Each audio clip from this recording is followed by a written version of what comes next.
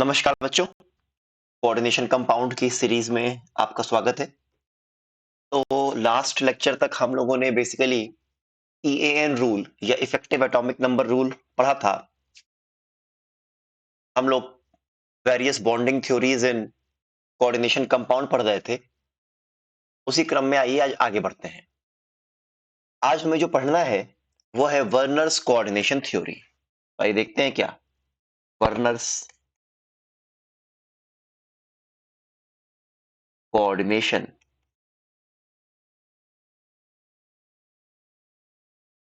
Theory.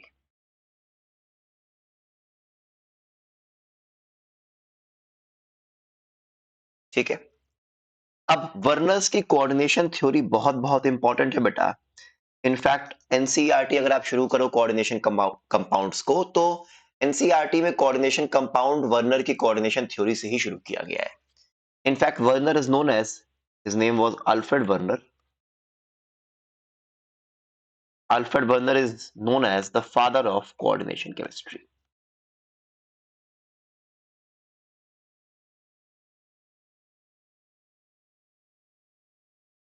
और मैं एक बात और बताना चाहूंगा यहाँ पे कि वर्नर जो स्टडी कर रहे थे, he was studying with cobalt based complex.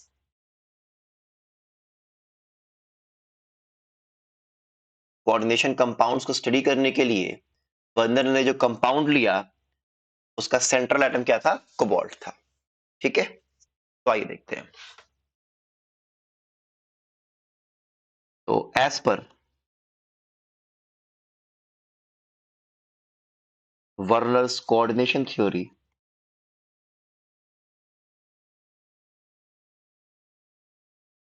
Comma central atom satisfies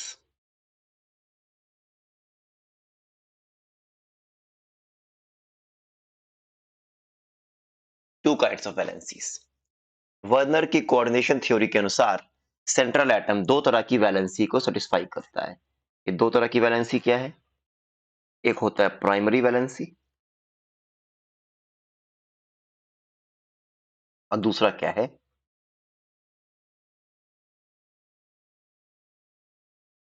secondary valency. तो पहले मैं प्राइमरी वैलेंसी और सेकेंडरी वैलेंसी के पॉइंट्स को लिखता हूं, समझाता हूं। ठीक है, तो आइए यहां मैं एक को लिख देता हूं प्राइमरी वैलेंसी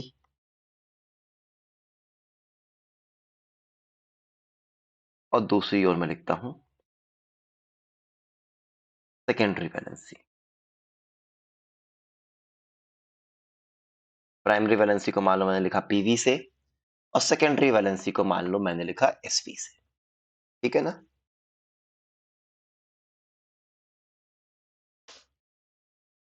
तो प्राइमरी वैलेंसी क्या होता है? पहली बात, primary valency is ionizable, that is it has ionic interaction with the central atom, whereas secondary valency is non-ionizable. Secondary valency donates lone pair या electron density to the CMI via dative या coordinate bond। ठीक है, पहला point क्या कह रहा है? पहला पॉइंट ये कह रहा है कि जो प्राइमरी वैलेंसी होगी वो आयनाइजेबल होगी और जो सेकेंडरी वैलेंसी होगी वो नॉन आयनाइजेबल होगी।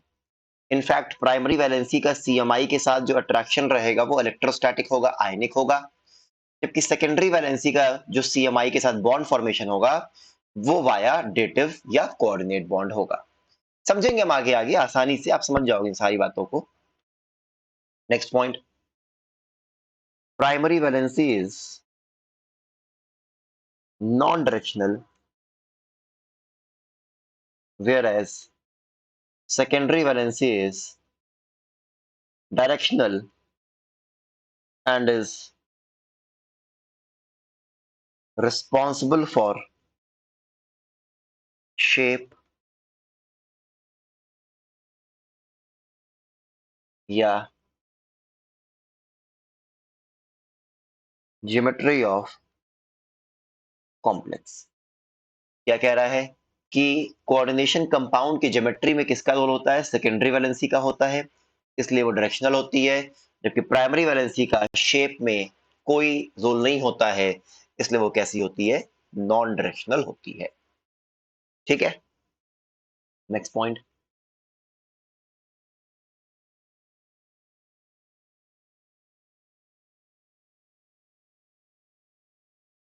इन जनरल ये प्राइमरी वैलेंसी और सेकेंडरी वैलेंसी थोड़ा पुराना कॉन्सेप्ट हो गया है, ठीक है ना? तो ये सारी बातें तब की हैं जब कोऑर्डिनेशन कंपाउंड्स की स्टैब्लिशमेंट हो रही थी, जब कोऑर्डिनेशन कंपाउंड्स अपने प्रिमिटिव स्टेज में था। तो इन सारी बातों को वर्नर साहब ने अपनी थ्योरी बनाई थी, और ये सारी बातें वर्नर साहब ने कहाँ से डिराइव की थी? अपने एक्सपेरिमेंट से। कोबाल्ट बेस्ड कॉम्प्लेक्स पे जो एक्सपेरिमेंट कर रहे थे, उसके आधार पे उन्होंने ये सारी बातें लिखी थी। मेरी बात समझ में आ रही है? इसको मॉडर्न थ्योरी से आप ज्यादा इंटरकनेक्ट मत करना। हाँ, कनेक्शन है, लेकिन सिर्फ और सिर्फ मॉडर्न थ्योरी के आधार पे आप इसको प्लीज नेग्लेक्ट मत करना। ये बहुत ही इंपॉर्टेंट थ्योरी है, ठीक है?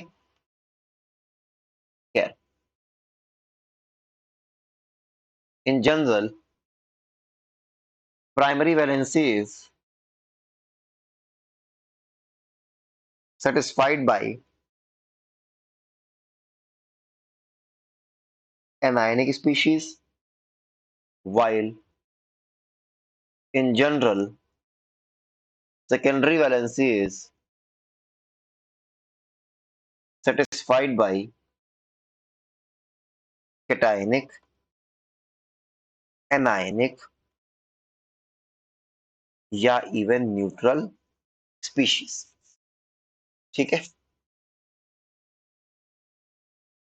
नेक्स्ट पॉइंट देखते हैं।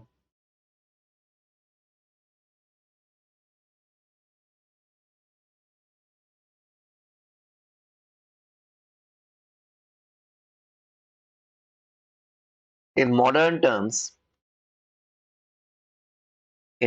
terms, primary valency is fulfilled by the oxidation state of central atom। तो अगर प्राइमरी वैलेंसी निकालनी है तो आप क्या निकालोगे? आप निकालोगे ऑक्सीडेशन स्टेट CMI का। और जबकि अगर मैं सेकेंडरी वैलेंसी की बात करूं तो in modern terms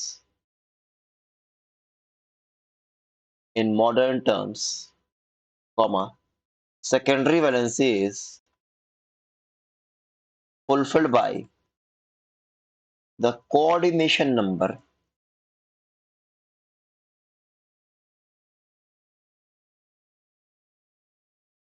of the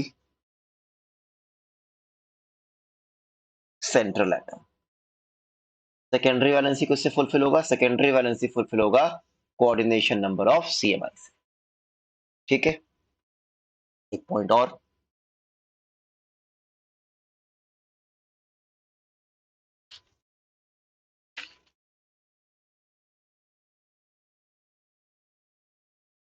in pictorial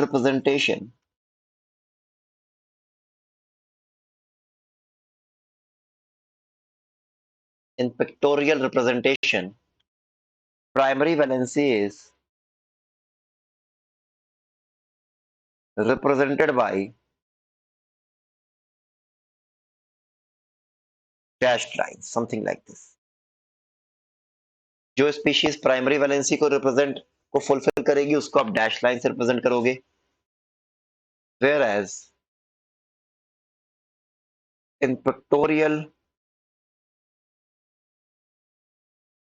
representation, comma secondary valency is fulfilled by solid lines, which is something like this. तो जो प्राइमरी वैलेंसी है वो फुलफिल किससे होगी? बाय डॉटेड लाइन से, डैश्ड लाइन से। और जबकि जो सेकेंडरी वैलेंसी है वो फुलफिल किससे होगी? सॉलिड लाइन से। और जो स्पीशीज प्राइमरी वैलेंसी और सेकेंडरी वैलेंसी दोनों को फुलफिल करेगी उसके लिए आप सॉलिड और डैश लाइन दोनों यूज करोगे। लिखता हूं क्या? Species fulfilling both the primary valency and secondary valency are represented by solid plus dash both. चलिए आइए मैं आपको एक एग्जांपल से समझाने की कोशिश करता हूं।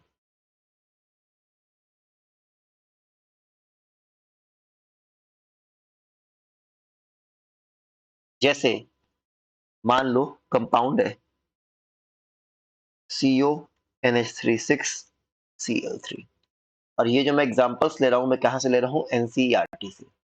इनफैक्ट वर्नर ने अपनी जो स्टडी थी वो कोबाल्ट बेस्ड कॉम्प्लेक्स पे की थी, इन्हीं कॉम्प्लेक्सेस पे। तो जरा देखो तो, मुझे इसमें निकालना है प्राइमरी वैलेंसी, मुझे इसमें निकालना है सेकेंडरी वैलेंसी और मुझे इसका रिप्रेजेंटेशन करना है इन टर्म्स ऑफ वर्नर। जरा देखो तो बेटा इसका ऑक्सीडेशन स्टेट कितना हो जाएगा? Cl3 है तो -3, तो इस पे क्या आ गया? +3। अमोनिया चूंकि न्यूट्रल होता है तो कोबाल्ट पे क्या आ गया? +3। ये बात समझ में आ रही है? तो प्राइमरी वैलेंसी कितनी हो गई? 3 हो गई, क्योंकि ऑक्सीडेशन स्टेट के बराबर है। और प्राइमरी वैलेंसी +3 को न्यूट्रलाइज कौन कर रहा है? 3 क्लोराइड। तो primary valency is fulfilled by 3 chloride ions. मेरी बात समझ में आ रही है? जबकि अगर मैं सेकेंडरी वैलेंसी की बात करूं बेटा, तो सेकेंडरी वैलेंसी क्या होता है? Coordination number. जरा देखो तो कोबाल्ट के आसपास 6 अमोनिया है ना, secondary valency is fulfilled by 6 ammonia here. तो प्राइमरी वैलेंसी कितना हो गया? 3 हो गया। सेकेंडरी वैलेंसी कितना हो गया बेटा? 6 हो गया। तो इसको अपन रिप्रेजेंट कैसे करेंगे? इस तरह करेंगे, आप लिखो कोबाल्ट,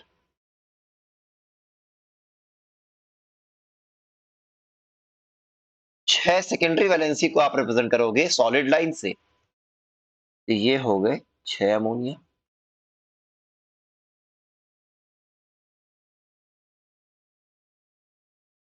और जो प्राइमरी वैलेंसी है बेटा वो फुलफिल किससे होगा? डैश्ड लाइन से।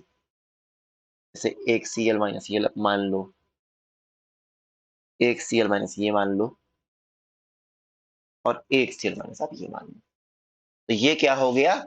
इस कंपाउंड का Werner representation. This is the Werner's representation of वही CONH3 6CO3। क्या ये बात समझ में आ रही है? बोलो। अच्छा, अब जरा आप समझो, इसी को आप डेफिनेशन से आप समझो। प्राइमरी वैलेंसी आयनाइजेबल होता है, सेकेंडरी नॉन आयनाइजेबल। सही बात है सर, ये जो 3 क्लोराइड हैं ये आयनाइजेबल है, तो ये प्राइमरी वैलेंसी। 6 अमोनिया है वो कोऑर्डिनेशन स्फीयर के अंदर है, तो ये नॉन आयनाइजेबल हुए। इनफैक्ट यही 6 अमोनिया कोबाल्ट को क्या देंगे? ऑक्टाहाइड्रल शेप देंगे, ज्योमेट्री देंगे, जो हम पढ़ेंगे आगे। जबकि क्लोराइड का शेप से कोई रिलेशनशिप नहीं होगा। यही सारे देखो स्पीशीज, यही सारे पैरामीटर्स, यही सारे पॉइंट्स हमने ऊपर लिखे हैं। क्या ये बात समझ में आ रही है? बोलिए। ठीक है, चलिए फिर थोड़ा सा और आगे बढ़ते हैं। जैसे मान लो मैंने अगला कॉम्प्लेक्स ये लिया, CONH3 5Cl। जरा आप इसको ध्यान से आप समझो बेटा। कोबाल्ट का जो ऑक्सीडेशन स्टेट है यहाँ पर भी कितना है? +3। तो जो प्राइमरी वैलेंसी होगा बेटा वो कितना हो जाएगा? 3 हो जाएगा। और इस 3 प्राइमरी वैलेंसी को कौन फुलफिल करेगा? 3 क्लोराइड आयन। मेरी बात समझ में आ रही है? और जबकि अगर मैं सेकेंडरी वैलेंसी की बात करूं, सेकेंडरी वैलेंसी किसके बराबर होता है? कोऑर्डिनेशन नंबर के। तो कोऑर्डिनेशन नंबर कितना हो गया? 6 हो गया। और 6 जो कोऑर्डिनेशन नंबर है उसमें 5 कंट्रीब्यूशन है अमोनिया का, और एक कंट्रीब्यूशन है क्लोराइड का। सेकेंडरी वैलेंसी हो गया 6, जिनमें से 5 अमोनिया है, एक क्लोराइड है। और प्राइमरी वैलेंसी कितना हो गया 3, जिसमें तीनों ही क्लोराइड है। इट मींस 3 क्लोराइड में से इस 3 क्लोराइड को मैं ऐसे तोड़ देता हूं 2Cl minus plus 1Cl minus, और इस 6 को 5 अमोनिया प्लस 1 Cl माइनस। इसका मतलब जो 3 क्लोराइड हैं उनमें से 2 क्लोराइड तो प्योरली प्राइमरी वैलेंसी के फॉर्म में है, जबकि एक क्लोराइड ऐसा है जो कि प्राइमरी और सेकेंडरी वैलेंसी दोनों को फुलफिल कर रहा है, कि एक Cl माइनस आपका ऑक्सीडेशन स्टेट के फुलफिलमेंट में भी काम आ रहा है और कोऑर्डिनेशन नंबर के फुलफिलमेंट में भी काम आ रहा है। क्या ये बात समझ में आती है? तो जरा आइए इसका करते हैं रिप्रेजेंटेशन। सेकेंडरी वैलेंसी 6 है, बना दिया। 5 पे लगाओ अमोनिया,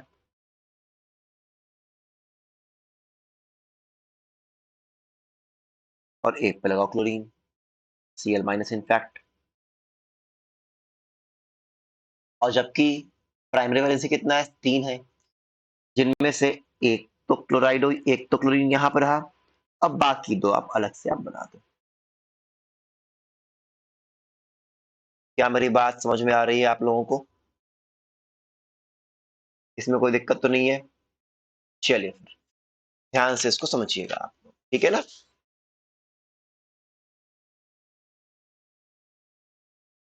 अच्छा, वर्नर की कोऑर्डिनेशन थ्योरीज पे मैंने क्या देखा है, मैंने मोर और लेस ये देखा है कि इस पे बेसिकली न्यूमेरिकल क्वेश्चंस वो पूछते हैं, ठीक है ना? उन सबको भी हम देखेंगे आगे के लेक्चर्स में। आई थिंक यहां तक मेरी बात क्लियर है आप लोगों को। चलिए फिर, all the very best, thank you all and a very happy learning. Thank you. उस टॉपिक को आप रिवाइज करके आना। Thank you.